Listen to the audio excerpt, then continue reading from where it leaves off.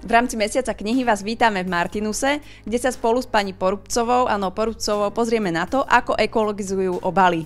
Pani Porubcová, čo robíte preto, aby ste mali menej obalov, aby boli také environmentálne priateľnejšie?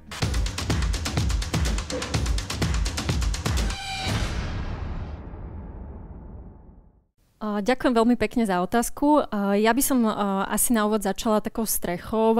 Vo všeobecnosti sa firmám odporúča, ak chcú naozaj čo najviac sa priblížiť k tej objektivite toho, že ktorý typ obalu je najvhodnejší z nejakého environmentálneho pohľadu, tak sa odporúča k tomu pristúpiť naozaj nejako vedecky, napríklad pomocou tzv. LCA analýzy, life cycle analýzy.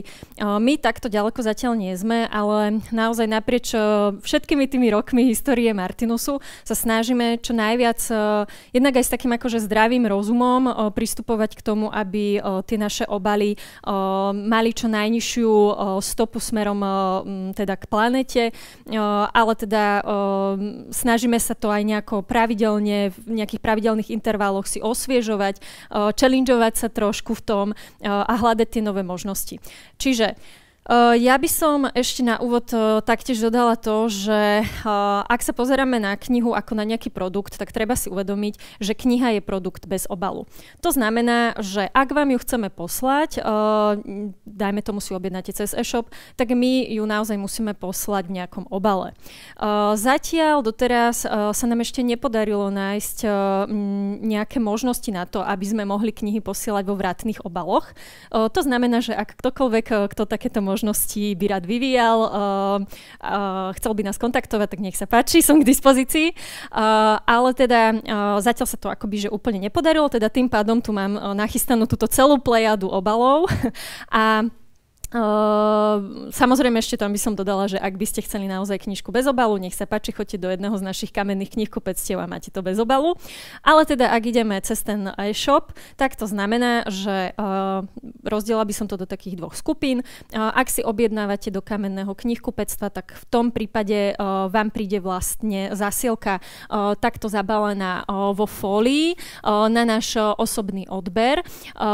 No a keď si objednávate všade inde, teda mimo priestory našich knihkupectiev, tak posielame v zásade zasielky v dvoch typoch obalov. Jednak je to klasická tzv. Vlnitá lepenka, alebo známa aj ako kartón, alebo je to, ja to volám, že vrecko, takýto obal, ktorý teda má pôvodne takýto tvar. Hneď sa k tomu dostanem, ale začneme teda s tými kartónovými obalmi. Máme to rozdelené. Tieto kartónové obaly, môžeme ich volať, že tečkové, lebo majú taký tvar písmena T, používame vlastne na zasielky, ktoré obsahujú približne 2 až 7 kníh. Potom tieto vreckové, to sme zaviedli vlastne posledné roky. Tie používame na zasielky, ktoré obsahujú spravidla 1 alebo možno 2 malé knižky. Čiže keď prídeme k tomu, že chceme teda poslať zasielku v rozpätí 2 až 7 knížiek, tak to znamená, že potrebujeme nájsť nejaký obal, ktorý ako keby ten rôznoraký typ tých knížiek a rôznorakých formátov dokáže nejako bezpečne dopraviť k tomu zákazníkovi. Čiže my sme naozaj akože veľmi dôsledne prototypovali tento typ obalu, tak aby nám akože tam vznikli takéto, neviem, ako by som to nazvala, asi že chňapky, ktoré vlastne vy si viete, hej, že sú variabilné, môžete si to vyskúšať, sú variabilné, že podľa toho, koľko tých knížiek tu navršíte, akých formátov, tak ona vlastne vyslovene objíme tie knižky a tým pádom, keď to ešte presne takto, že uzavrieme a potom prelepíme lepiacou páskou, tak sa nestane, že nám tie knihy odtiaľ vypadnú. Má to výhodu v tom, že nepoužívame žiadne vyplňové materiály v tomto akože formáte obalu.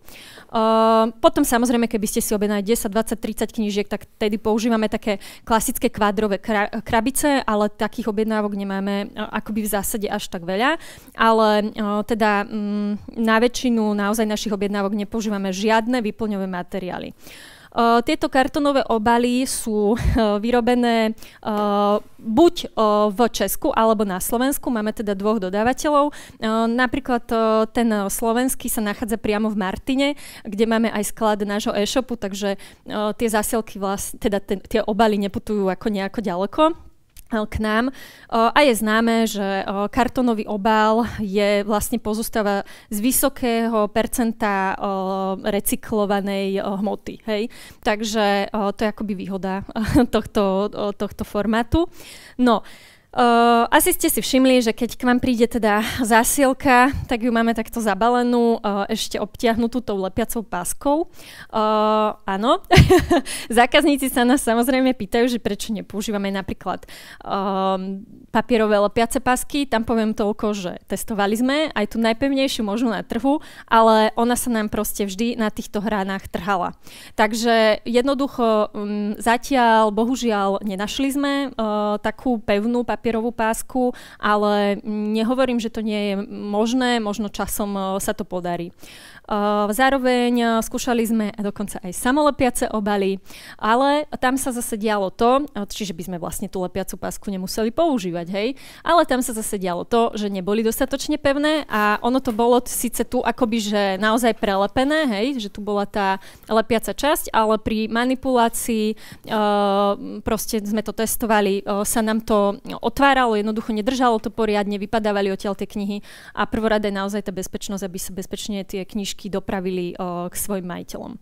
No, takže po tomto antre kartonovom zase teraz prechádzam k tomuto formátu obalu a teda ten využívame spravidla na tzv. Že jednokusové alebo málokusové, ako keby že menších formátov, hej, objednávky.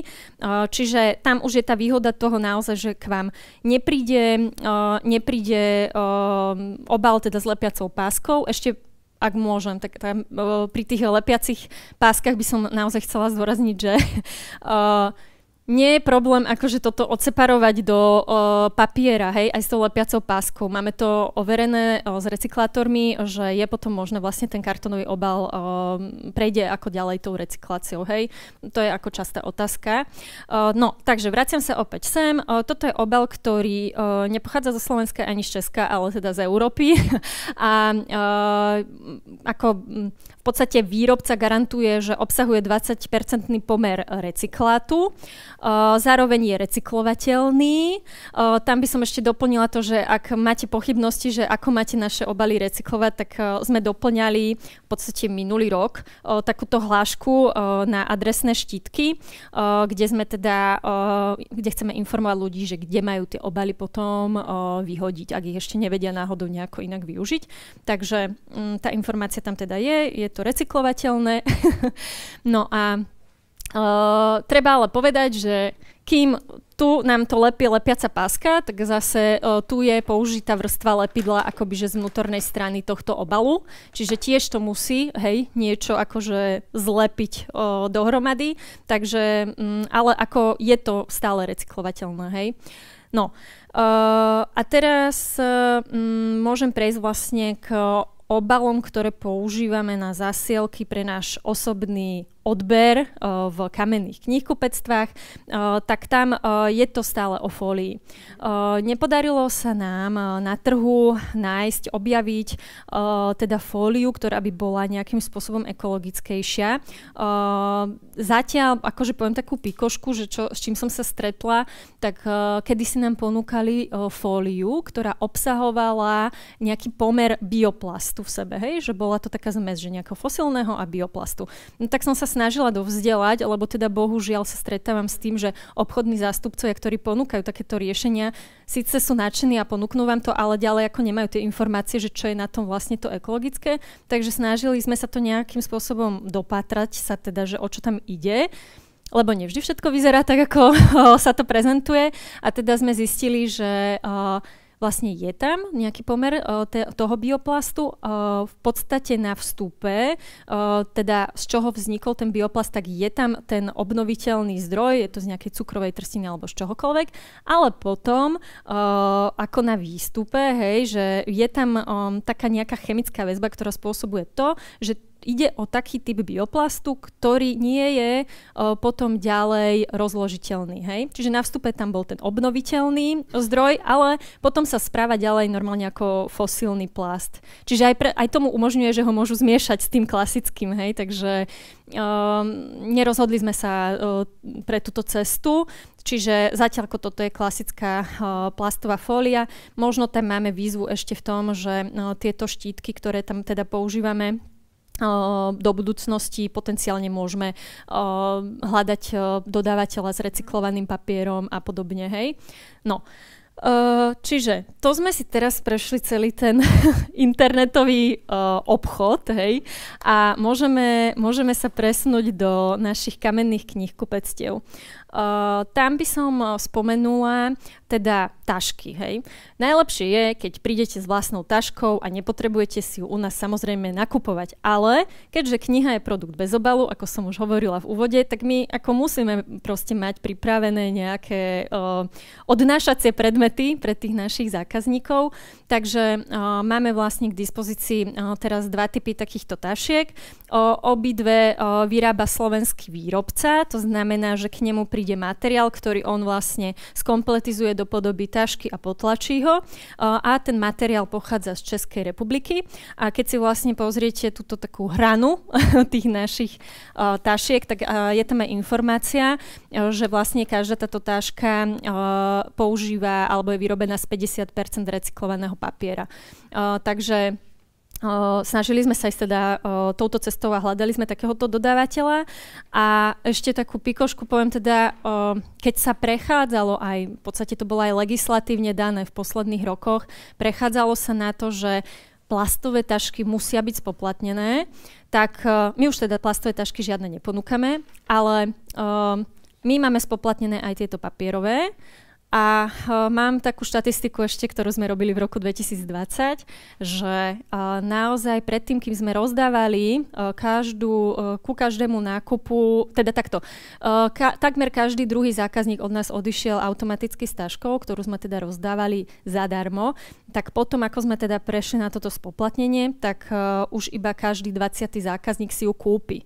Takže aj toto je akoby, že významná nejaká aktivita, ktorú môže tá firma urobiť smerom k tomu, aby ako znižovala tú potrebu toho odpadu, teda tú potrebu tých tašiek, lebo tí zákazníci si na to proste zvyknú, hej.